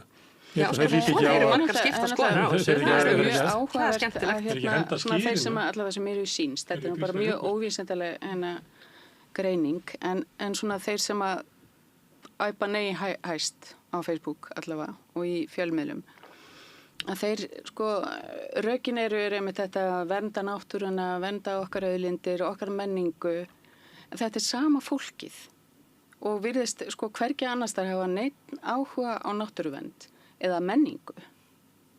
Þú veist, það bara, þú veist, þetta fer ekki saman. Mér finnst þetta svo galin afstæða. Það bara, en þetta samt ég sammálaði með eitt og reynda margt, ég hef verið sammálaði með margt sem við sagt í dag, en eitt bara svona því sem sagði rétt áðan sko, þetta er svo leiðileg umræðahefð og þú veist, fólk í einhvern skotgröfum og við erum öll komin svona fordóma hvert fyrir öðru, við erum einhvern veginn búin að gera fólki upp skoðanir áður en við byrjum að tala málefnið og svo erum við ekki svona að svara því sem manneskjan sagði, við erum að svara einhverju allt öðru sem við höfum ímyndað okkur að manneskjan væri í raun og vera að meina og það er enginn að hlusta, allir að hugsa hvað þeir eru að fara að segja næst þetta er svo óuppbyggilegt en þú veist, það er ekki þannig að fólk sem segir nei sé ekki umhugað náttúruna eða auðlindir á Íslandi eða nýtingu þeirra fyrir sko sem að muni hagnast þjóðinni sem best eða menningu, þú veist, ég meina ég var nú, þú veist, ég hef svolítið skipt skoðun á ýmsu, þú veist, mér fannst nú bara létt fasíst að vera að flagga íslenska fánanum, ég var ekki að skilja hverju fólk var að gera það og nú er ég búin stolt af honum, þú veist, þetta er bara svona,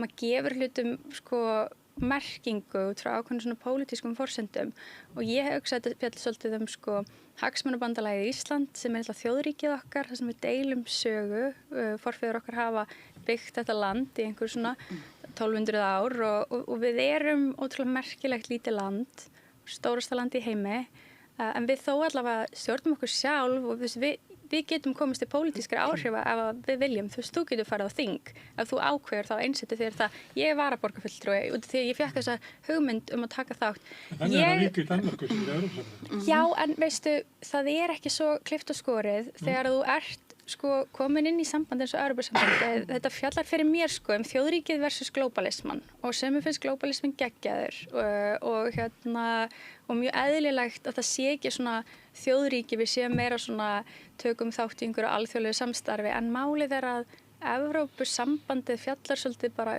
gamlar nýlendu herra þjóðir og þeirra hagsmuni og örríki eins og Grikkland, Portúgal mörg ríki sem eru stærri en við sem hafa farið illa út úr þessu samstarfi vegna þess að það er ekki verið að hugsa fyrir hagsmunum þeirra. Mér finnst þessi umræða oft verða afvegaleidd í svona identity politik, þú veist það sem þetta svona, þú ætti að vera, ef þú ert með ESB, þá ertu líka með borgarlínunni og alls konar öðru, þú veist, þetta er orðið... En nú ESB er inn í EES-samningnum, viltu þá að við riftum honum kannski? Nei, ég held að við séum bara með besta díl sem við getum fengið við þetta efnahagssvæði. En stærstu rökin fyrir þessu afsala vald til Brussel er eiginlega inn í EES-samningnum. Ég held að við megum alveg standa meira vörðum sko þegar við erum að innlega nýtt regluverk. Það er að vera inni sko. Ok, en eitt sem að mér finnst áhugaverð sem fólk hugsar aldrei þú veist, ég þekki svolítið að fólki sem er svona inn í íhaldsflokknum, svona ECR, svona íhalds þingflokkur Evrópusambandsins og ég fara á ráðstefnu með þeim og það eru margir sem eru töluvert hægra megin við miðflokkin og ykkur myndi ekkert hugnast það ef að sá flokkur myndi stýra Evrópusambandinu sem gæti alveg gerst. En þá samt má okkur líka ekki hugnast miðflokkurinn? Þú veist, það er bara miklu meðfærilegra hérna. Ég veit ekki, þú veist, ég held að séu svona ákveðnir miðflokksfordómar oft og ég upplifi, ég hef aldrei verið fordæmt eins og Þú varst næstu við að ráðleggja fólki að það væri betri að verjast miðflokknum hérna heima heldur en í gegnum Evrópu. Ég er bara að segja, sitt sýnist hverjum með pólitík, en við höfum þó miklu meiri áhrif hér á landi heldur en gagnvart einhverju fólki sem við þekkjum ekki í Brussel. Og ef fólk heldur að Evrópusambandið hugnist þeim núna, þá getur það bara breyst og sko, evrópsk útbreiðsluhyggja hefur ekkert alltaf reynst það vel, ekki einu sinni sko 20. öldinni. En ekki samt bara spes, þú veist, einmitt eins og segir, sko, með hennar punkt að í samhangiti við þennan pól, að þá samt er maður ekki að sjá haldist í hendur af flokkar sem að tala kannski þannig, vinni þá sérstaklega að innviðum íslensks lands. Það er ekkert sem helst það í hendur við að tala þá gegn þessu en setja þá ekki akkurat meira fjármagn í umhverfisvernd og skólakerfið og önnur úrræði sem að getur komið voru þjóð að gagni. Þetta er allt sem bara pólitískar áherslur sem að fólk getur haft áhrif á og við eigum að geta sett þá bara áherslu á þá sem stjórna landinu eins og valkyrjurnar að fá þetta sé sett á oddinn. Þær bera ábyrgð núna og þú hefur bara töluverða nálægð við þær miklu meira heldur með einhverja embættismenn í Brussel. Heldur að þær er ekki í mínum flokki. Önnur ríki Evrópusambandsins hafa ekkert mist fullveldi sitt sko. Ég veit ekki um neitt. Nei. Sko já, ég meina það er... Heldur að Mette raunverulega ná ekki að stýra Danmörku af því að Danmörku er í ESB? Jú, en hún gerir það oft bara með herkjum. Það eru refsiaðgerðir Evrópusambandsins. Það er munur á því að ganga inn í þetta. Líka í okkur, ef við hlýðum ekki samningnum. Og það er ekkert svo frábært. En þú vilt vera í samningnum? Sko, ég ætla ekki að kommentara á það akkurat núna. Mér þykir allavega ekki tilefni til þess að fara inn í Evrópusambandið. Svo við bara höldum okkur við það. Sko... Og þetta fjallar ekkert bara sjálfsmynd og það skiptir mér undan máli og bara hver á sig fegra föðurland er Þú veist í þjóðbúningnum á 17. júní? Já, ég hef gert það undanfarin ár og haft mjög gaman að því. Það er bara nýr siður hjá mér að taka þátt í þjóðlegri hefð. Þið voru ekki í þjóðbúningnum á 17. júní? Nei, ég bara á ekki þjóðbúning. Ég held ég að síðastur þjóðbúning hefur svona 6 ára. Ég hef aldrei verið. Síðan hef ég ekki passað í hann. Ég leigi þá hjá, núna hjá Þjóðdansafélaginu, það eru myndslað þar. Þannig að ef fólk hefur áhuga á því, það mæli ég með. Jenny, viltu nú hvað tala ESB? Í rauninni lítið, ég ætla nú bara að segja eins og Margrét, ég ætla ekki að tjá mig mikið mín afstöðu í þessu máli og haldinni bara fyrir mig, en það sem er svo áhugavert við umræðuna að svipað eins og við erum búin að sjá bara í öðrum umræðum sem að hafa snúist auðvitað náttúrulega bara mjög hræðileg þjóðamorð og annað, að mér finnst oft svo mikil heift einmitt í fólki í afstöðu, þannig að þú veist að það verða svo mikil átök, þannig að ég held að þetta sé smitast aðeins inn í það að, og nú skil ég fyllilega, þetta eru rosalega alvarlegir atburðir sem eru að gerast í kringum okkur og ég skil að fólk það standi þeim mjög nálagt að horfa upp á þetta, en mér finnst að því að það hafa komið svona inn í þá umræðu svona hópar sem hafa svolítið, finnst mér verið svona varpa sprengjum inn í umræðunar og mér finnst þetta verið svona pínu svipað eins og það séu svona óerða, skilur svona sprengjur, sem að einhvern veginn næra svolítið í viðkvæmum málum og setja inn kannski einhverjar svona staðhæfingar eða eitthvað og þeir vita að þeir kveikja skilur í aðskilja fólki. Mér líður bara eins og þú veist Facebook, bara allt fólki sem ég þekki á Facebook og allt fólki sem ég þekki ekki á Facebook sem ég sé samt þar, það sé bara alltaf breytast í svona rússneska botta. Já. Þegar það fara að tjá sem ákveðum málefni. Og bara mitt taugakerfi, það er bara svona, ég þarf að vera mjög vel stemmt til þess að bara þola það. Suma daga bara, þá bara get ég ekki hugsað mér að fara þarna inn. Af því að þetta er ekki samræður. Þetta er ekki forvitni, þetta er ekki bara, finnst þér það og hvers vegna og bara, má ég heyra. Nei, þetta er bara, þetta er barátta. Það standa allir á öskunni, bara kallin og kettlingar á kassanum. Já. Og svona verður þetta að þanga til yfir líkur, sko. En erum við svona, eða erum við svona bara á Facebook? Við myndum enginn halda svona umræðu ef við setjum hérna við borð. Við erum ekki að tala eins og fólki á Facebook, eða hvað? En ekki samt líka tenginga að það er íslenskt orðið við trúnu. Þetta býr innra með okkur, að við séum svolítið svona og heitapottsspjallið og fleira og svona einhver núningur sem býr innan í þessar góður ofvirkni Íslendinga sem að svona kemur mismunandi fram á samfélagsmiðlunum einmitt og maður Mér finnst það vera annað. Mér finnst heitapottsumræður vera bara mjög góður og gagnlegar og alltaf fólk sé ekki sammála og annað.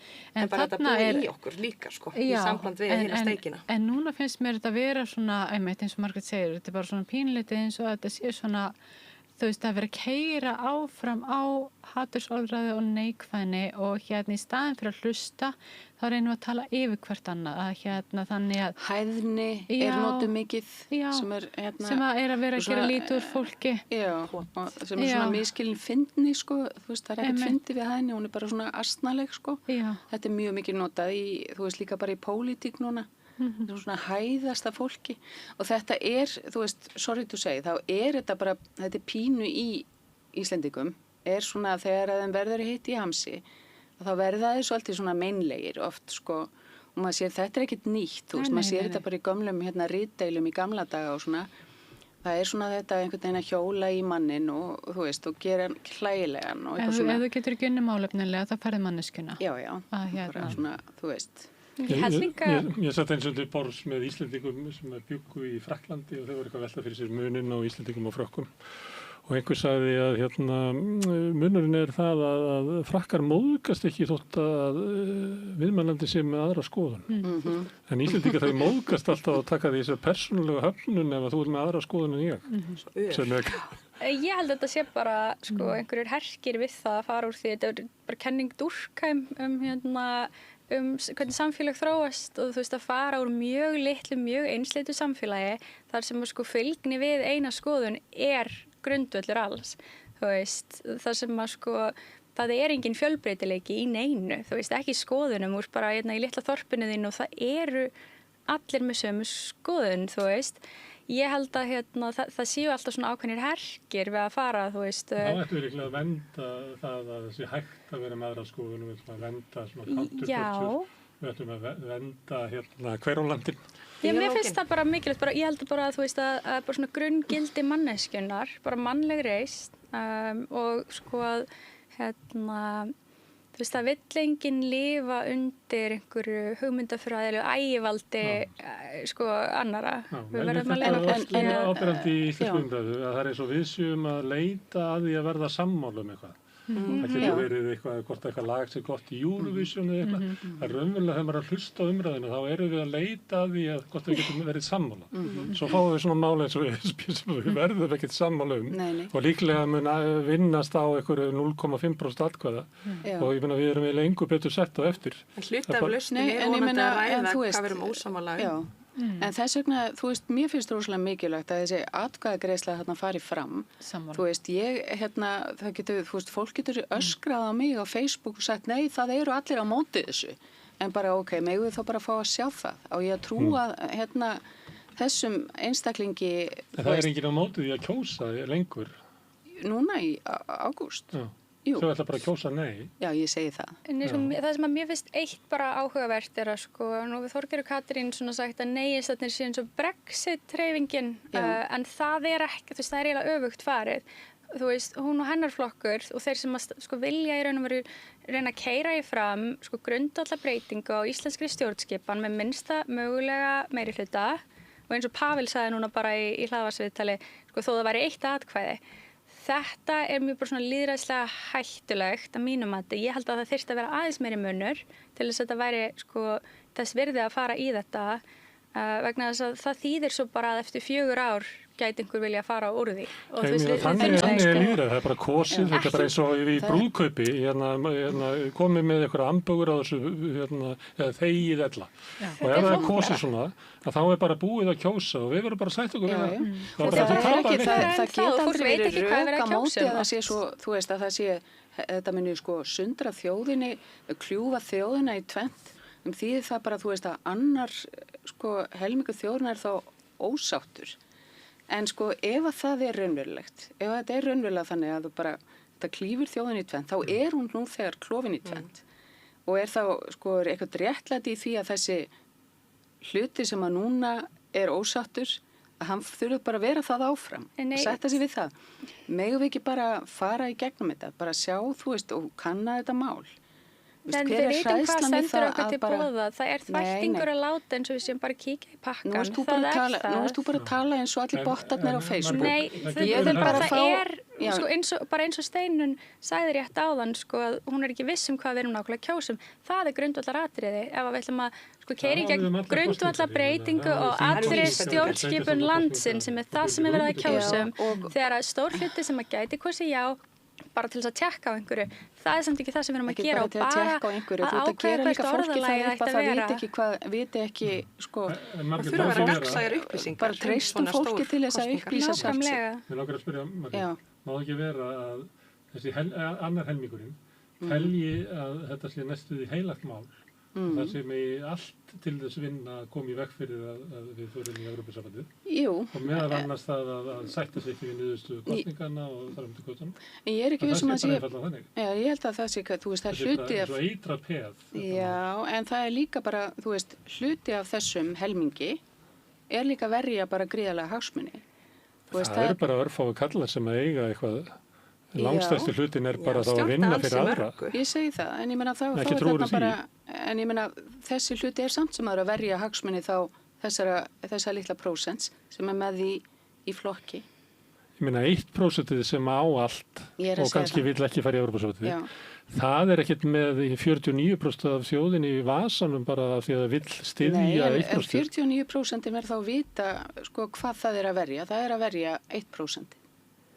Það er fyrst og fremst að verja það. Ég held að það vera erfitt sumar. Ég held þetta, já, mér finnst þetta orðið bara mjög erfitt nú þegar. Ég vona veðrið verið gott. Ég vissi þetta bara leiði þetta að koma á dagskrá, ég sagði bara rosalega verið leiðilegt á Facebook næsta hálfa árið. Sagði þetta kosningar 12. ágúst? Nei, þetta er í lok ágúst, 2009. Ég ætla að segja að 12. ágúst er sem sólmerki. En ég ætla að ganga ESB bara í næstu viku. strax. Já, svo ætla ég bara að fara þangað sem oftast. Já, þú ætlar að fara til... Ég ætla helst að vera þangað sem fara í helgaferðir og svona. Nei, ég er bara, þú veist, ég ætla bara að segja þetta hér og nú, ég hef bara alltaf verið Evrópusinni. Ég þól ekki þjóðernis rembing. Þú veist, það er engin dæmi einhver ríki í Evrópusambandinu sem hafa mist fullveldi sitt eða þjóðareinkenni. Þú veist, þetta er svo mikið spuni sem er svo sko fáránlegur. Það er rosalega þjóðernisrembingur í Evrópusambandinu. Eins og maður sér núna á HM. Hvað meina í Evrópusambandinu? Evrópusambandi samband. Frakkarnir að springa úr þjóðernisstolti og Spánverjarnir að springa úr þjóðernisstolti. Það uppbótahyggja, þetta er svo, ég bjó í Bandaríkjunum og þar voru með fólk sem var sko ítalskasta fólk og írskasta fólk sem þú nokkuð tímann kynnst út af því að fyrir einhverjum kynnslóðum síðan komu forfeður þeirra frá þeim löndum. En má ekki vera vísið þá með uppbótahyggjum eða vera alltaf að veifa fánanum og íslenska hestinum? Nei, það er nýtt og þetta er bara ákveðið ansvar hjá sumu fólki sem að vill upplifa rætur í rótlausum heimi. Bara það er verið að hafna svolítið glóbalismanum og það bara sitt sýnist hverjum það.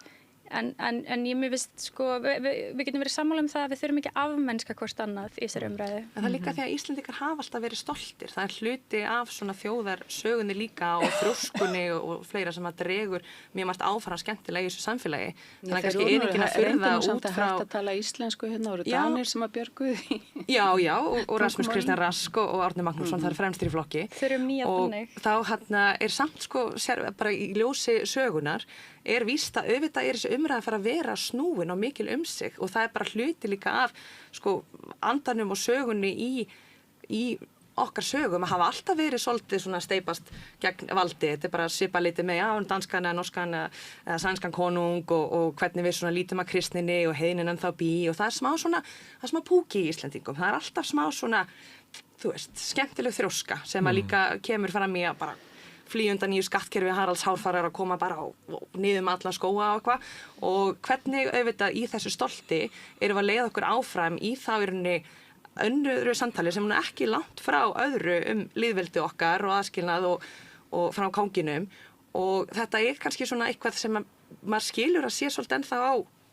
að búbla sig í þú veist að ég finn bara núna svona ég veit samt ekki alveg hvernig mér á að líða að því að kemur eitthvað svona skrítið svona resistance fram kannski í þessu umræðu þar sem að eins og margir geta kannski óttast að vera að gefa fyrir sér völd þar sem að það væri óskandi að geta þá bara aðeins kannski hreypa sem er að saman í því hvað það raunverulega þýðir sem að mér finnst kannski bara hef persónulega kannski ekki gripið í að finna mjög mikið nýlega í bara minni skoðanamótun persónulega en skilsamt að ákveðnar álmur í mér eru líka að koma af því að það er einhver saga og töfrandi andi yfir þessari skrítnu eyju í Norður Atlantshafi sem að kannski skapar svolítið hringamiðju svona að jafna því. En það mun ekki hjálpa þér að lesa Facebook til þess að átta þig á þessu? Jú, líka bara til að sjá og skoða. Maður á að hlusta fólk sem er ósammála en þá líka að færa rök fyrir sínum. Endilega. Í Bretlandi þá er ríkisstjórnin vill banna samfélagsmiðla fyrir börn yngri en 16 ára og fer að dæmi Ástrala stærstu leyti held ég.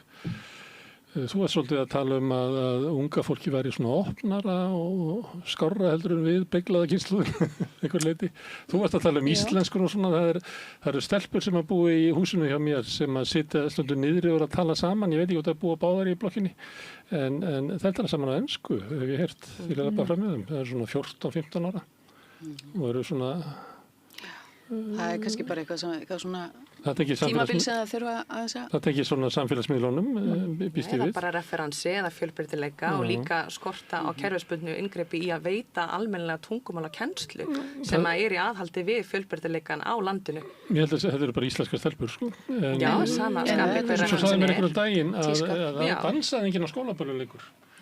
Af því að það væri þetta myndað að og það vill ekki vera með einhver asnalar hreyfingar sem er dreift út allt. Ég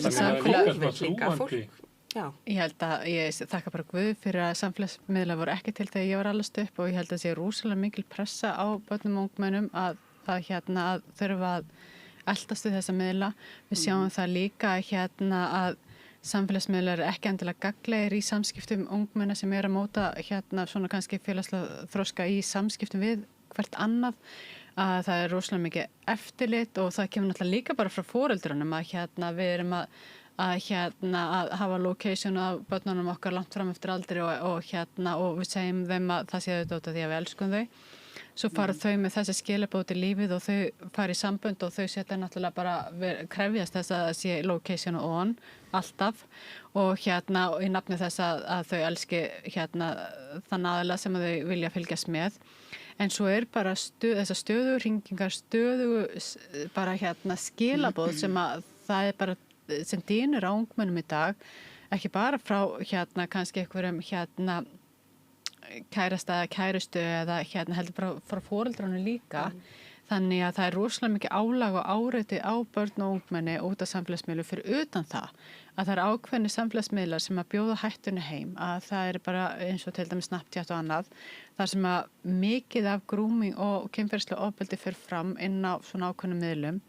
Þannig að ég ætla bara að segja að vera leiðilega konin ég segi bara já, bara banna þetta. Bara leifum börnum og ungmennum að þroskast og einhvern veginn vaksa án þess að þurfa að hafa, þú sér bara ég samræði því Margrét, ég að buga stundum yfir bara samfélagsmiðlunum sjálf og ég nú orðin ríkfullorðin kona, þannig ég get ekki ímyndað mér álagið sem á ungmenni sem eru á 4-földur hraða inn á þessum miðlum.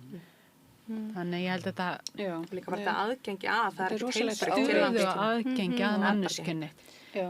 Ég svo fein að maður bara hafi fengið að vera bara... Ég er ekkert á móti þetta verið bannað, ég veit eins og ekki hversu raunhæft það er. Nei, en hugsa ykkur bara líka eins og... Svona byrjun ykkur. En bara eins og til dæmis... Mér finnst það alltaf lagi.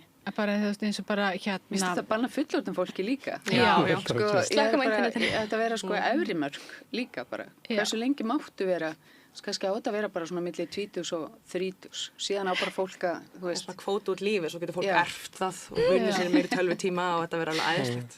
En það líka bara það, geta aldrei verið flæði, þú ert alltaf einhvern veginn þræll ykkur að tækja, þú veist að bara þessi hugmynda, þú veist hvað gerist í flæðunni hjá manni þegar maður bara í sóninu sínu einhvern veginn að bara hugsa að pæla að gera eitthvað, þú veist að ég held að þetta sé mikið tekið frá börnum að þurfa að eldast við þessi tækja endalaust.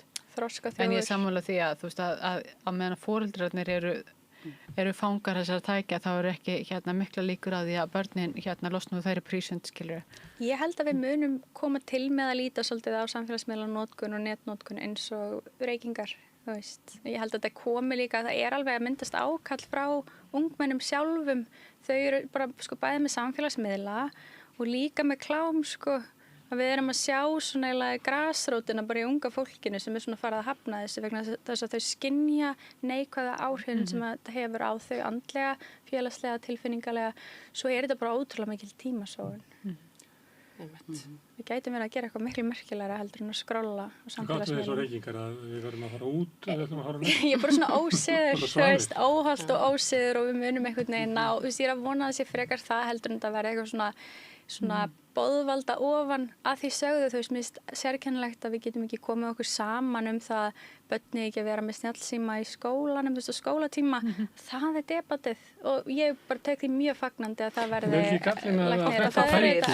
Þetta tæki er besta alfræði orðabók, þetta er besta þýningavél, þetta er með þess að áttaviti og þetta er svo margt þetta tæki.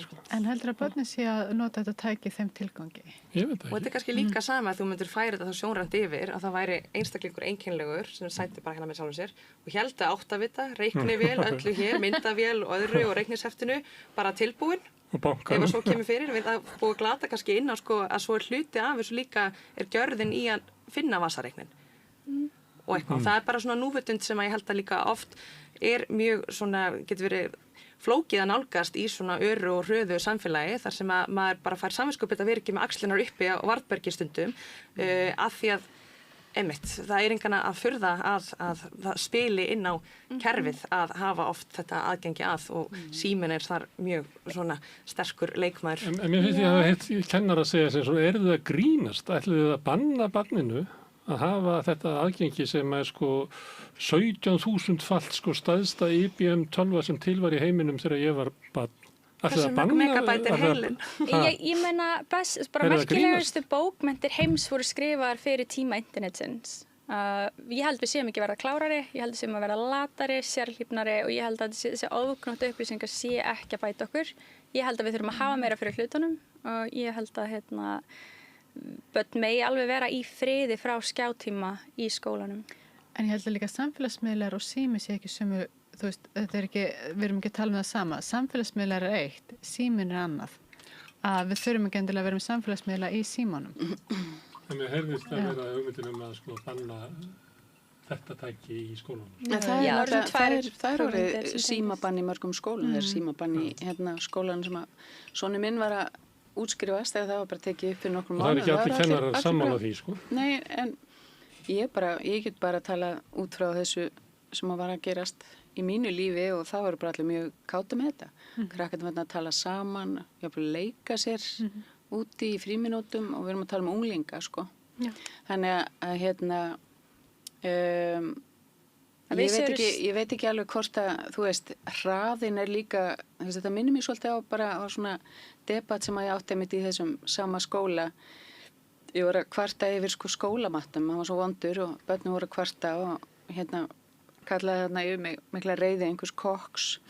En allavega þá svona gaf ég mikið alveg með þetta og bar þetta aftur upp á einhverju svona foreldrafundi með kennurum og þá var svona voru rökin þau já, en þú veist, við bara leggjum ekki upp á því að hér sé heitur matur og þá var einhver faðir í hópnum sem sagði, já, hann var franskur, ég hef tekið eftir því að á svona Íslandi þá verðist svona einhvern veginn lögðu ofsalega mikil áherslu á það að matur sé heitur og þá sé hann góður, sko. Þetta er svolítið sama með hraðan, sko, það tapast eitthvað held ég við það að þurfa ekki að hafa fyrir hlutunum á meðan að þú þarft að fara og fletta upp í einhverju eða leita þér upplýsinga eða skrifa eitthvað niður til þess að átta það á hlutunum að þá er einhver hugsun sem og það er einhver vinna sem á sér stað. Ef þú færð upplýsingar þar strax að þá getur þú notað það strax en það er ekki víst að það er lifi með þér eða þér dettur ekki til huga á leiðinni, sko. Sammála. Ég veit að með mína vinnu að þú veist að það er ekkert vinst ekkert með því að vinnan hraðar heldur tapast, sko. Það sé sko hver er að segja okkur að drífa okkur og það er svolítið spurningin uppruna taugaspennunar í þess öllu og í sjálfum sér er það ágætis resistans að sitja með sjálfum sér í því að fá ekki allt svona eitthvað þeim síman eða bara almennt, bara svona gott að hafa til hliðsjónar. Facebookin hjá mér sem að fer og er að velta einhverju fyrir sér, spyr gervigrindina og postar því á Facebook á þess að lesa það. Það er svo mikið að vísa sér að... Já, þetta er frábært framlag til manneskjunar. Þið viljið banna, hvað heitir þetta, samfélagsmiðlar? Ég meina, er þetta ekki oft átánara takmörk inn á skrási á svona síður og fleira og það er nú eitthvað á þessu tóti. Jú, það er eitthvað 14 ára. En það virkar ekki. Nei, ég held ekki að þessu virki. Ég held að bannið minn ekkert virka. Ég held að minn ekki virka. Ég held að bara krakkarnir alltaf, þú veist, ef þið langar að vera þarna þá komastu fram hjá þessu. Það verður ekkert vandamál. Fyrir utan það, þú veist, foreldrar eru held ég nú þegar að hjálpa börnum sínum að komast fyrir inn á Facebook eða hvað sem þetta er. Ég held að þetta trúa sem síð og svona félagslegu aðhaldi. Ertu á netinu? Þú veist, það verði þannig að allt bara vill ekki vera á netinu. Skamma fólk. Ertu að reykja? Mér finnst það bara næstu við þurfa að segja þetta að vera ekki eitthvað fólk. Til þess að viðhalda þessu, að sé betra. En ertu á netinu, það segir þetta enginn í dag. Þetta er eitthvað frá því bara síðustu öld. Nei, við þurfum að koma því upp. Já, mákona mín, hún er mjög stórtæki þessu. Hún séðar mann ef maður er í símanum, sko. Og ég held að það sé bara gott hjá henni og fleiri megi bara gera það. Þú veist, einhverju boði og það er ekkert sem er svo mikil. Ég segi það sem manneskjan sem er auðvitað skoða einhver tölvupóst að svara einhverju en hún bara hikar ekkert við það siðum hann aðeins til. Við megum kannski bara gera meira af því. Já, bara ræða saman og hver er þessi við, sko? Þú veist, ég held að þetta sé svolítið erfitt við eitthvað. Bara við sem viljum. Við sem viljum. Ég þekki fullt af fólki sem segir bara, já, enga síma hér, eitthvað svona, þú veist, þetta er matabóð, já, ok, flott. En ég get bara nefnt dæmi, því ég var nú í svona menningarpólitík og þá fórum við sko árlega á fundi í Höfða með borgarstjórn og borgarstjórnabatteríinu og sátum við þetta langborð þarna í Höfða og það voru kannski, þú veist, 15 mann sem að sáta á móti okkur innan úr borginni og það voru kannski svona 10 í símanum og meðan á fundinum stóð og við sittum við erum búin að bíða þessum fundi í ár og þetta var bara ítrekkað ár eftir ár þannig að þú veist En sambandið við svona síð, þá væri það á þessu fundi, þá ætti að vera mögulegt fyrir því að segja, heyrðu það afsakið, en við erum búin að vera að bíða þessu fundi í heilt ár, er ekki hægt að sýna okkur þann virðingu að vera ekki í símanum. Og að þessi setning væri sjálfsögð en ekki einhvern veginn vera að ryðjast inn á frelsi fólksins. Nei, erum ekki bara smá, er þetta ekki svona svipan kalibur þá að segja, afsakið er ekki reykt hér, það er opin gluggi, og sem já, ekkert mál. Þú veist, þetta er líka bara til betrum hilsu samfélagsins. Þetta er bara orðið svo ómeðvitað hjá fólki. Það er bara einhvern veginn, En ég held að þetta, ef maður byrjar bara hjá sjálfum sér, breytingarna verða alltaf þar, að ég hef svolítið trú á því að auðvitað fara ekki allir með, en sonur minn hann sagði þetta, sem reyndar að vera 30 á þessu ári, en fyrir mörgum ára síðan, þá hnippti hann mig og sagði, þú veist, ertu í símanum? Að þá hafði hann komið heimsókn og ég fór í síman og hann bara, ertu í símanum? Og ég bara eftir það bara, ef að hann eða aðrir gestir eru hjá mér, þá bara fer ég ekki í síman. Þannig að mér finnst þetta svo gott að þetta var svona, þetta ítti við mér. Þannig er með þetta algjörlega reynu, hvort þið að fá fulla aðtekli í fóreldrarna eða ekki. Algjörlega, já. Og líka bara gott í að skapa þess að vera virkt með sjálfum sér. Þú þarft ekki alltaf að vera að gera kemur að neðan. Við erum búin að, við erum búin að tapa lestinni. Við klúruðum þessu. En ég held að, Það voru rosa gaman á elliheimilinu. Minni kynslu og þinni. Þetta allir eru uppið í símanum. Já, kannski verðum við hægt. Já, iPod-kynslu. Það var svo frétta einskot. Við sjáum ekki síman lengur. Furðulegt að þetta sé gamla fólki alltaf í síman. Gaman að fá okkur hérna á þessum drottistegi. Jenny, Hlédís, Steinunn og Margrét. Takk sem leiðis fyrir samtalið. Það er betri fjölstið fyrir að taka upp og senda út en ykkur þakkaði með sem að vera að hlusta og horfa og minni á að það er hluti ykkar sem hefur haldið samstöðunni gangandi með því að gerast áskrifandi. Ef að þú ert á því að samstöðun hafi eitthvað gildi í íslensku samfélagi þá hvet ég til þess að slást í þann hóp og gerast áskrifandi. Það er auðvelt að gera það. Þú ferð inn á samstöðun.is. Það er en hnappur sem ástendur áskrift. Það getur skráðu fyrir grunnáskriftinni sem er 2750 krónur sem mér er sagt að sé hlægilegt verð með við það efni sem við búum til hérna. Þú mátt borga meira og vilt og því sem að kjósið getur látið áskriftin að renna sem félagsgjöldin í Alþýðufélagið en það er einmitt Alþýðufélagið sem á og rekur samstöðuna. Þetta er tilraunaverkefni hvort það sé hægt að byggja hér upp umræðu vettvang og kannski fjölmiðl í framtíðinni sem er í eigu áhorfenda og áheyrenda. En þetta er orðið gott hjá okkur í bili. Ég segi bara góð helgi og minni á að hérna í fyrramáli verður helgispjall á samstöðinni. Takk fyrir í dag.